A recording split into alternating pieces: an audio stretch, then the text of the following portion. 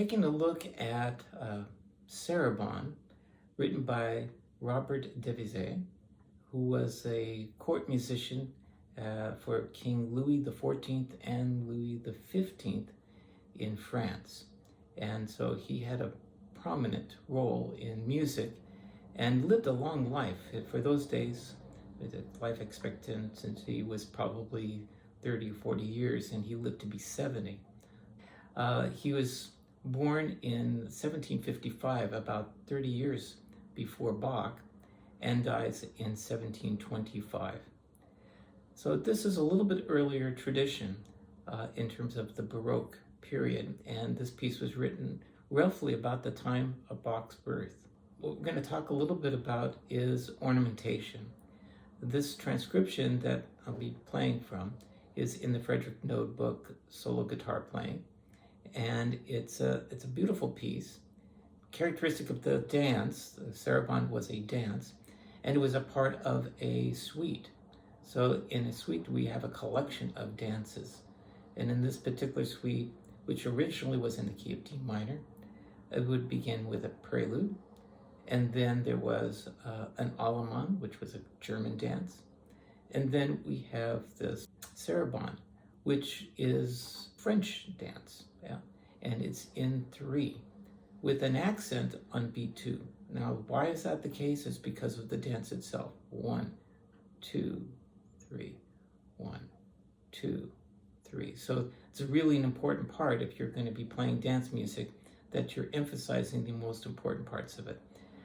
If we contrast that with a waltz, 1, 2, 3, 1, the push is on toward from beat 3 to beat 1. And in this case, it's from beat 1 to beat 2. But our focus is really ornamentation today. And in the practice of Baroque music, it was expected that a performer would insert embellishments.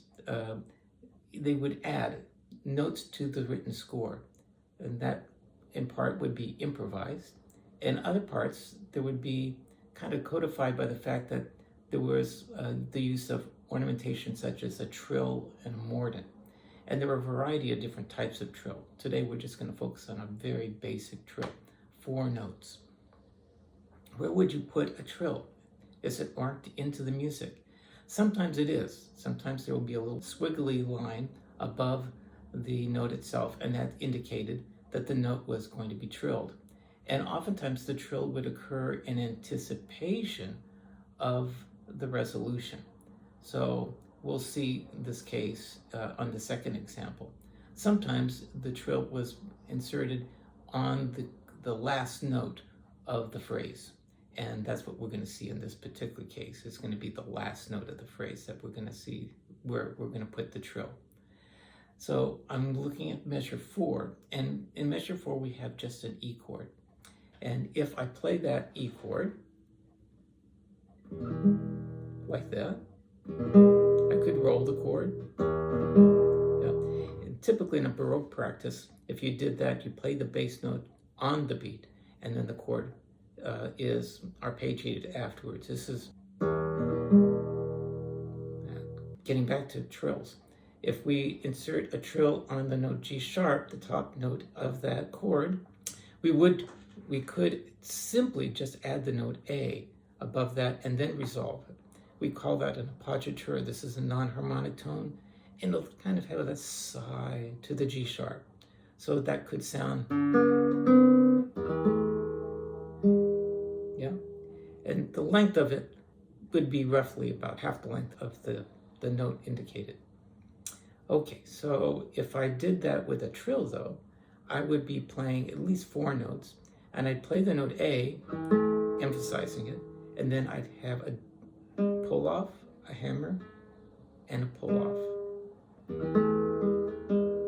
Yeah, and I'd probably hold that first note a little bit longer so I can hear the dissonance and kind of savor that. But the last note is the G sharp, and it would be the softest. So if I go back a measure, yeah. Now, is there a preference? Well, roughly we would expect normally we'd hear a trill. but as CPE Bach, one of Bach's eldest children, wrote, it should always have some ornamentation at the end of a phrase like this. If nothing less, at least add an appoggiatura, is what he said. At least add that, yeah, but preferably the trill. Okay, another ornament that we can do as part of a trill is one which we call the across the strings trill. And in measure 7, we have a case where we have a dotted note D on the top with the F in the bass, then a bass note here, and then the note E, and then the E chord. So in this case, rather than doing the trill on the last note, it was set up in the cadence, the last group of chords, to set up this trill on the second beat. So it could be done across a string, or it could have been done on the second string. But a lot of guitarists, we will prefer to do it across the string because it's a little bit stronger.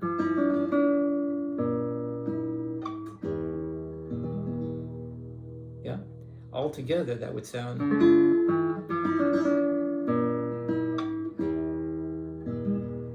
Yeah. And you may notice, if you're looking at the score, I strummed on beat 2 rather than on beat 1. I played 2 notes together and then the strum on beat 2. And in fact, that whole measure, which is just marked with 1 chord, could have had a lot more notes. So it could have been,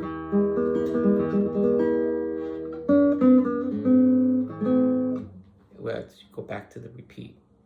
Okay, I'm going to add one more ornament into this video, and that is the mordent. The mordent is a very short ornament, which starts on your main note, and it's the one that had been written.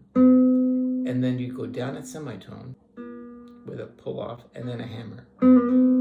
Yeah, similar to ba-da-dum, ba-da-da-dum, if you've heard that very famous toccata by Bach on organ that began with an ornament, with the mordent. So we could even start this piece with a